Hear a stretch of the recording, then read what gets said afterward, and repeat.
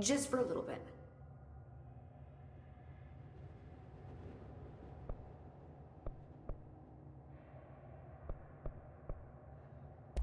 Has the nail been doing anything since we restored it? Define anything. Anything unusual? Define unusual. Emily. Sorry, but the answer is a whopping yes. Now that it's whole, the nail is emitting a constant field of, well, think of it like low-level radiation. It seems to suppress any biological matter it encounters. This explains why nothing grows here and why the Bureau had to abandon the area. Prolonged exposure would certainly begin affecting neural processes. Wait. Was the field created when I cleansed the nail? I considered that, but the nail's readings are quite different from the ones I recorded at the cleanse control points. I think the nail's field is purely of its own making. In fact, I think it would passively prevent any His corruption, like the HRAs do. Which makes me wonder what actually occurred when you cleansed the nail. I've been wondering about that myself. Did the board let the Hiss corrupt the nail? Did they want me to cleanse it? If so, why?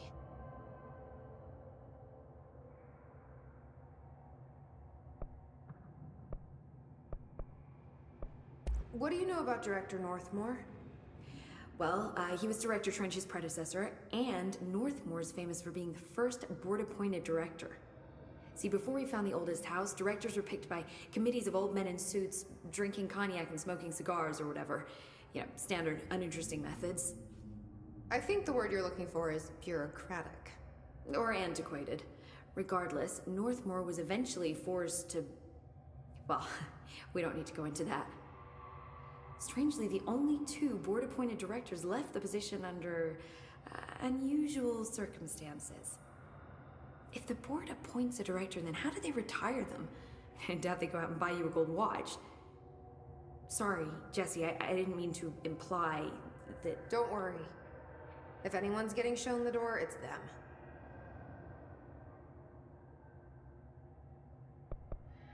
What do you know about an entity named Former? I can't say I've heard of it. You got any details for me? Well, imagine a one-eyed bug thing. I think it was a part of the board, but then something happened and now it's... separate? Interesting. See, I always wondered if the board was some sort of entity or a group or conglomerate of linked consciousnesses, but this supports the group theory. Although it could have undergone some sort of corporeal exile.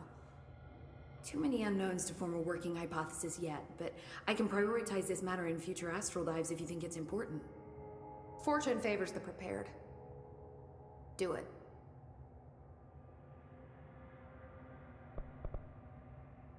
I'm gonna keep looking around. I wish I could go with you, but I still need 30 hours of training before I can do field work. We'll work on that.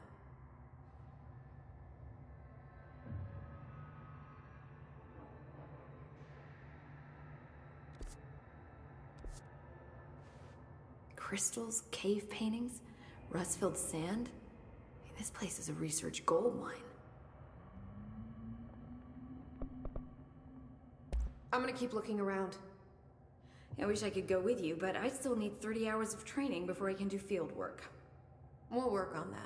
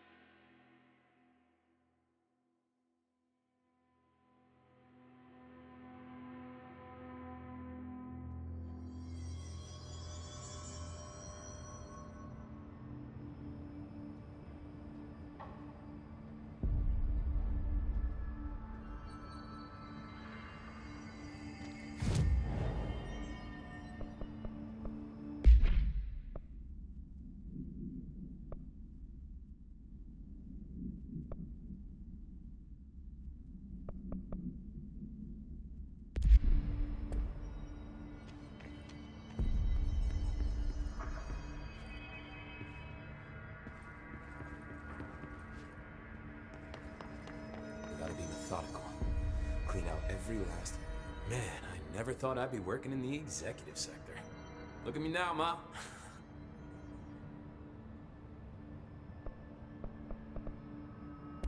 I'll see you later. You know where I'll be. Move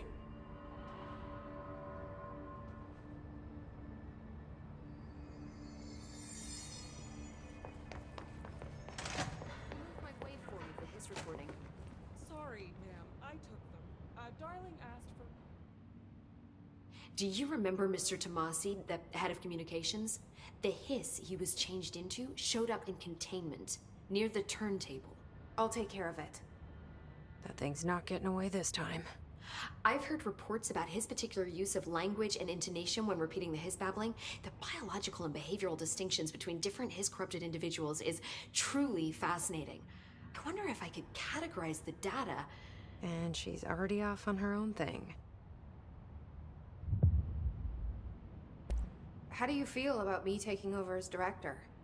You act like it just happened. You've been director since we first met, remember?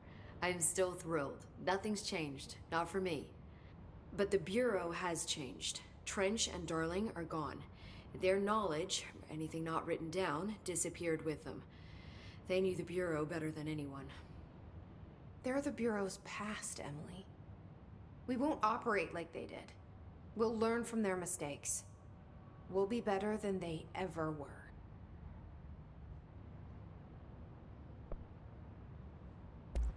When the hiss got into my head, I saw some weird things. I think Darling even spoke to me. Does that make any sense to you? Empirically, no, but phantom voices as well as hallucinatory states are not uncommon here. And considering the forces that Dr. Darling was working with, he could have been transferred to a different plane of consciousness, physically or otherwise. And that doesn't upset you? Oh, very. And the fact that he hid those forces from me, it's infuriating. But Darling's dream was always to look beyond our reality. This time he may have taken a step too far, but as long as his consciousness can perceive his surroundings, I'm sure he's loving it. Maybe Darling was just trying to protect you from the darker side of his work. Fuck that. I'm not a child. Like, don't just assume I'm gonna consider something morally repugnant. Which it all was. Which it all was, of course.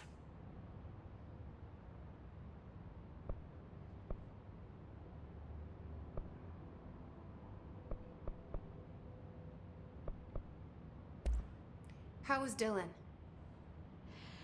The same. I can't detect any his activity, but his physiology has certainly been altered by it. And I can't tell if his brain activity is genuine or simply the aftermath of the hiss, like spasms. Dylan could wake up tomorrow for all I know. I really can't say. Then I just have to wait for him. That's fair. He waited a long time for me. Don't worry. We'll be monitoring him round the clock. If he wakes up, we'll be ready. I don't mean that in a hostile way, just... well, you know. I hear you.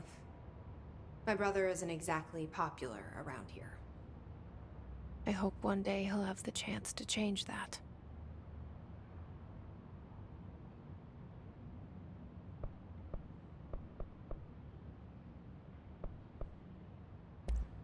So, there was a moment after Hedron died that I couldn't feel my powers. The hiss got into my head.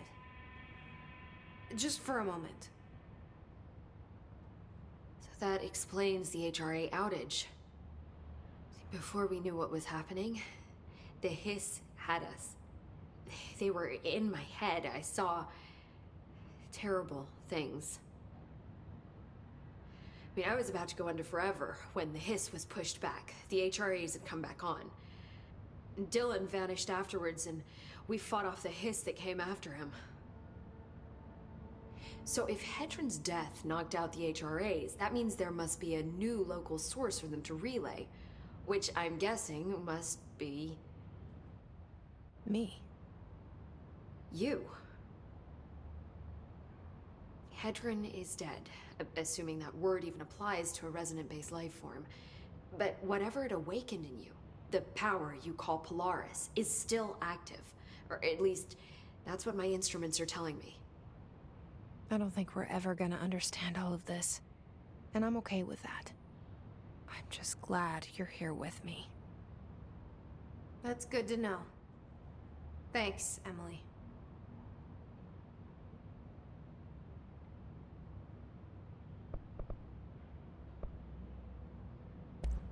I found Dylan attacking the astral plane and the board. What was he hoping to accomplish? Huh. Since they arrived, Hiss have been corrupting objects of power, which have an inherent link to the astral plane. Maybe their goal was to access the astral plane and the board itself. That still doesn't tell us why. His motives are a difficult thing to work out, but I have been digging through confidential files and noticed a strange gap in knowledge regarding the board. Looks like any data on them has either been deleted or was never gathered in the first place. Then maybe it's time someone looked into that. Maybe it is.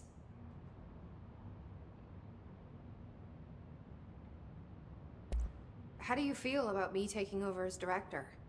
You act like it just happened. You've been director since we first met, remember? I am still thrilled. Nothing's changed. Not for me. But the Bureau has changed. Trench and Darling are gone. Their knowledge, anything not written down, disappeared with them. They knew the Bureau better than anyone. They're the Bureau's past, Emily. We won't operate like they did. We'll learn from their mistakes. We'll be better than they ever were. We won't ever be like them.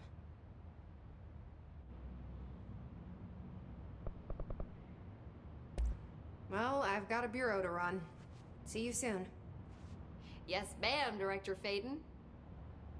Please, Emily. Not even as a joke.